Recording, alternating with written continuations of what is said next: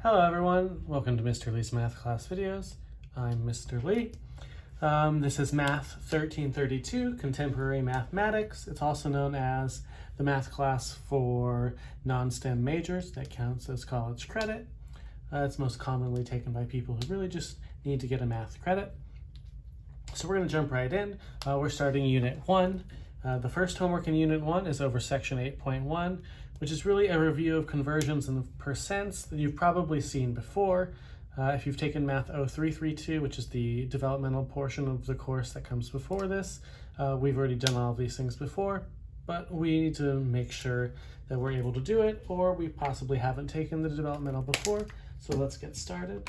One thing to note is you do get a calculator for Math 1332 Contemporary Mathematics, so our strategies might have changed from the developmental portion where you didn't have one. So let's start with converting fractions to percents. One thing to note is that you can type a fraction into your calculator and get a decimal equivalent, and from there, to convert a decimal to a percent, you would just move the decimal place location 2 spots to the right to get the equivalent percentage. Or alternatively, you can take the decimal and multiply by 100 to get percent. Okay, so let's write the following fractions as percentages. 13 out of 100 as a decimal is 0.13. And when you mold the decimal place 2 places to the right, it's 13%. You may also think of percentages as parts out of 100. So inherently, if you have something divided by 100, the equivalent decimal is just the numerator of that fraction. Okay, 1/4 is 0.25. 0.25, move the decimal 2 places to the right, 25%. I'm going to leave C for you to try, 1/8. 5/9. You'll notice that if you type 5/9 into the calculator, you'll get a repeating decimal. So it says, it's 0.555 repeating. So depending on what you're supposed to round to, if it says round a percentage to 2 decimal places, however many decimal places it says for the percent, you need 2 more than that for the decimal. So in case you're rounding to recognize the 5th decimal place, this would be 55.56% approximately if you're rounding. So fractions to percents, when you have a calculator, pretty easy. Decimals to a percent are even easier because you're already in that second form, so all you have to do is move the decimal places.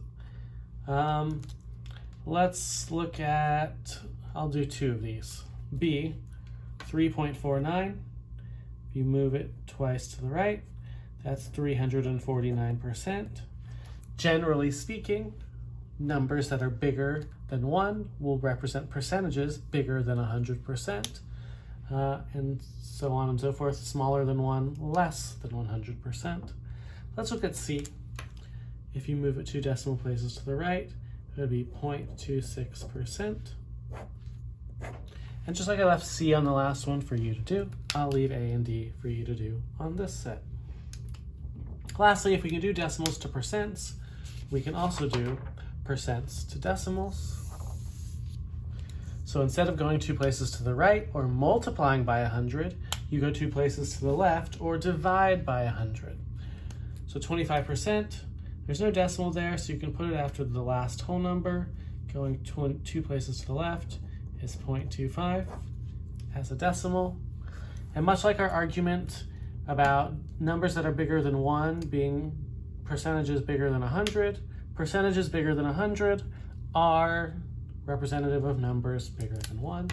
So I'm going to show you the direction if you want to divide by 100. You ignore the percent, divide by 100. This is 6.37, which is decimal form. And again, I'm going to leave C and D for you to practice. Now, the reason you might need percents converted to decimals is to solve percent equations or possibly percent application problems. So to solve percent equations, you have an equation A equals PB, and the way that reads is A is P% of B. And these 2 things are multiplied over here, so you could be given any 2 pieces of this equation and you're solving for the missing piece. So if they ask what is 5% of 150, the most important thing to know is that for any equations like this, you need to convert your percent to decimal. So what A is 5% of 50, so 5% as a decimal is 0.05 of 150. That means 150 is the B. And then you would just put that in your calculator, 0.05 times 150 to get that A is 7.5. So 7.5 is 5% of 50. Now 10 is 25% of what number? So this one's telling you A is 10 is 25%, 0.25 of some unknown B. To get B by itself, you'll divide by 0.25 and you'll get that 40 is equal to B. So it means that 10 is 25% of 40, because 10 is a quarter of 40, which is really what 25% is. We'll leave C for you to practice. 31 is what percent of 55? 155. So this one here, our unknown is our percent. So 31 equals an unknown percent times 155. And if you divide by 155, you put it in your calculator, you'll find that 0.2 is P, and then that's the decimal form, but if you want the percent form, you move it 2 places to the right. So 31 is actually 20% of 155. And then lastly, we'll have some applications of these. The primary application for percents in the real world that you encounter is usually sales tax, taxation in general, discounts, and how much you should be charged. So let's look at a few word problems and see how this works.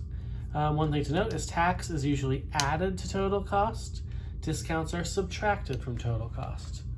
So 5A, you buy a shirt for $50 and are charged an additional 8.25% sales tax.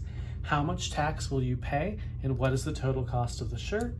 So again, to find the tax, you take the total times the percent in decimal form. So your tax here is the $50 times the taxed percentage, which if you convert 8.25% to decimal, that's 0.0825. And remember, money is rounded to 2 decimal places. So you get 4.125, which rounds up to 4.13. So really you're paying $4.13 in tax, which means your total is your $50 for the shirt plus the $4.13 tax. So you're gonna pay $54.13 for this $50 shirt. Now I'll leave B for you to do, which is very similar. C and D are similar as well. So let's do D. The apartment that you are renting is normally $1,700 per month. The leasing company will give you a 16% discount per month if you sign a 3-year or 36-month lease. How much will you save? How much will that save you each month, and what will you pay per month instead? So here, your savings can be calculated very similar to your tax, but instead of being added, it will be subtracted. So 16% is 0.16 times that $1,700 per month.